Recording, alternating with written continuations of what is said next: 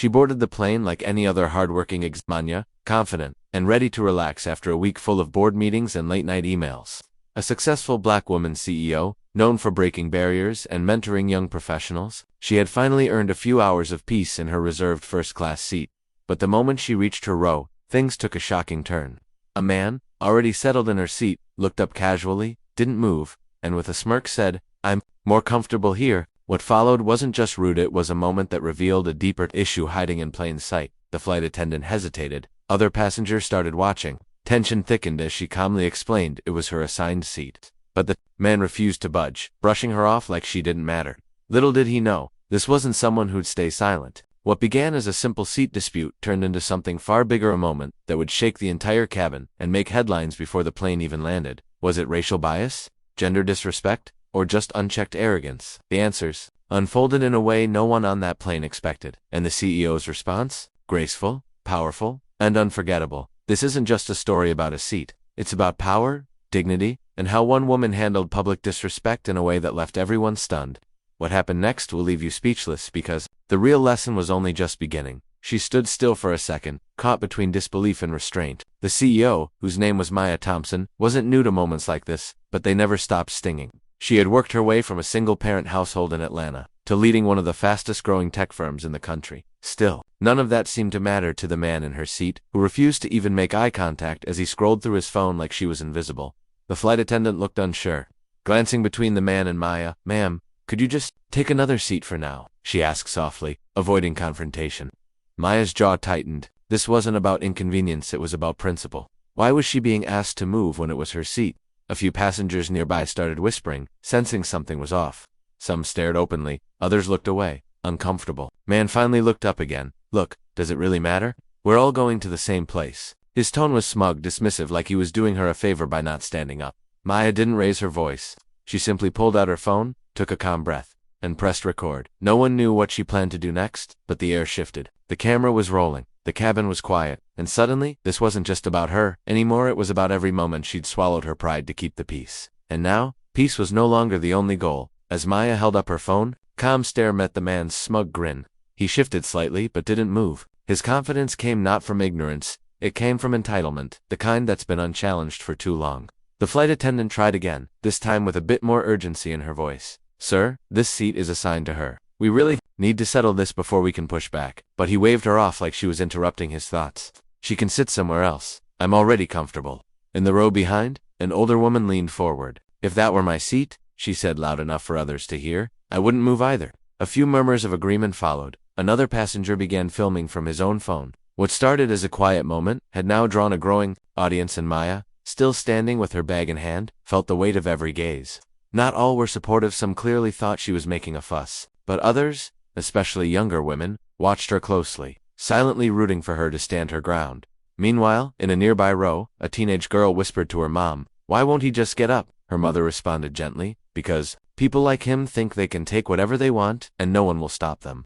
What made this worse was that Maya recognized the man now. He wasn't just any passenger, he was an investor who had once ignored her in a boardroom pitch. And now, here he was again, pretending not to recognize her. The layers of the moment deepened. It wasn't just a seat anymore. It was a battle between perception and reality, between assumed power and earned respect. The tension wasn't letting up, it was just getting started.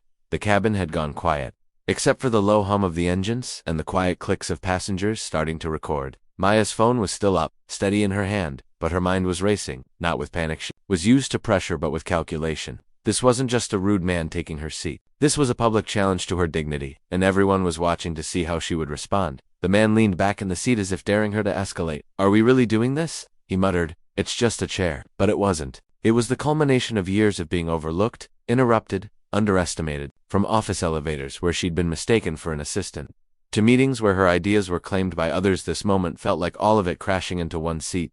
The pilot's voice crackled overhead, announcing a short delay to a passenger. Issue. That word issue felt loaded. A couple of first-class travelers were now clearly irritated. Some people just want attention, one man muttered under his breath. Maya heard it, but she stayed silent. Not defeated, calculating behind her. Someone spoke up. A tall woman in a business blazer. "You're Maya Thompson, right? From Nexium Labs." Maya nodded slightly. The woman turned to the attendant. "This is her seat. I've seen her on tech panels, she's a CEO." The man in the seat tensed. A flicker of recognition flashed across his face. He knew now, but he didn't move. The cameras were still rolling. The tension had now spread across the entire plane. The flight crew exchanged uncertain looks. And just then, a uniformed airline supervisor entered the cabin, walking briskly toward the scene. Whatever was about to happen next, no one would forget it. The airline supervisor approached with a serious expression. Scanning the scene quickly, Maya standing firm, the man still slouched in her seat, passengers filming from every angle. "What's going on here?" he asked, though it was already obvious. The flight attendant stepped aside, quietly explaining, but before he could say anything, the man finally spoke up with a smug edge. "This whole thing is ridiculous. She's just trying to make a scene." But before Maya could respond, another voice cut through the cabin, clear, firm, and completely unexpected. "She's not the one making a scene. You are." Everyone turned. A sharply dressed older man in a Kanye was now standing in the aisle, holding his boarding pass in hand. "This woman has every right to that seat. And you're in mine." Gasps rippled through the cabin. People sat up straighter. Cameras angled. The arrogant passenger looked stunned for the first time, glancing between the older man and his phone. The truth was now undeniable. He had taken someone else's seat entirely. Not only had he hijacked Maya's spot, but he had also messed up his own assignment. But the twist didn't stop there. Maya's phone buzzed. A message from her assistant popped up on her screen. *FYI, investor Craig Dalton is tweeting from the plane. Claims you caused a disruption. Tagging airline and reporters. Her eyes narrowed. That's when it all clicked. The man in her seat wasn't just a rude passenger. He was trying to spin the narrative publicly now. This wasn't just about dignity or a stolen seat. This was a power play in real time. And Maya, standing in front of dozens of witnesses and multiple recording phones, was right at the center of it. The airline supervisor stepped forward, now fully aware of the escalating situation. He carefully checked the boarding passes once more and confirmed what the older man had said. The arrogant passenger had taken 2 seats, Maya's and the man's behind him. "Sir, I'm going to have to ask you to move immediately," the supervisor said firmly, his tone leaving no room for argument. The man's smug facade cracked for a moment, but instead of protesting, he slowly stood and grabbed his things. The cabin erupted in quiet applause and relieved murmurs. Maya finally slid into her rightful seat, her expression calm but victorious. She looked out at the sea of faces, many nodding with respect, others still recording, making sure this moment was captured. Just as the tension seemed to ease, Maya's phone buzzed again. This time, it was a direct message from the airline's corporate office. "We've seen the videos. We're launching a formal investigation into the incident and the passenger's behavior." Relief washed over her. The truth was finally being heard. But then, the unexpected happened. The arrogant passenger turned to Maya quietly and said, "You're tougher than I thought." There was no apologies, a grudging respect. Before anyone could respond, the plane hit turbulence. The overhead lights flickered, and a sudden announcement came through. "Ladies and gentlemen, we're experiencing some unexpected weather. Please fasten your seatbelts." The moment shifted. What started as a battle over a seat had turned into a shared challenge for everyone on board. And Maya realized something powerful. Strength isn't just standing your ground, it's about how you rise together when the storm hits. As the plane steadied and the turbulence passed, a quiet calm settled over the cabin. Maya leaned back in her seat, finally able to breathe. The tension that had filled the air only moments before began to dissolve, replaced by a subtle sense of connection among the passengers.